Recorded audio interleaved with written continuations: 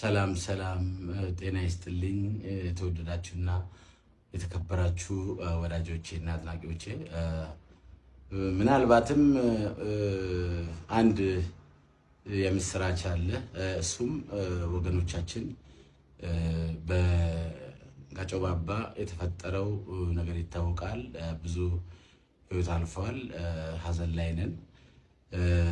እኔ ደግሞ ስፍራው ላይ ተገኝቼ የሆነውን የተፈጠረውን በአይኔ ያየሁና ያቅሜን ለማድረግ የሞከርኩ እንደሆነ ይታወቃል። ግን ደግሞ ሀዘኑ ጉዳቱ ከፍ ያለ ስለሆነ የሁሉም ኢትዮጵያውያንን እርዳታ እንደሚፈልግም ቪዲዮ መስራት ይታወቃል። ዛሬ አንድ ደስ የሚል ነገር አለ። ወንድማችን ጆን ዳንኤል እና እህታችን ናዮ ጋር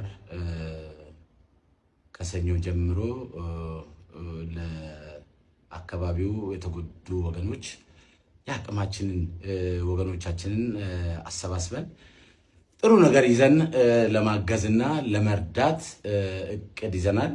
ምናልባትም በዚህ በጎ ተግባር ላይ መሳተፍ የምትፈልጉ ኢትዮጵያውያንና ኤርትራውያን ከጎናችን እንድትሆኑ ጥሪ እያስተላለፍን ለሞቱት እግዚአብሔር ነፍሳቸውን በአጸደ ገነት እንዲያኖርልን ላዘኑትም መጽናናቱን እንድልክልን እመኛለሁ። አመሰግናለሁ።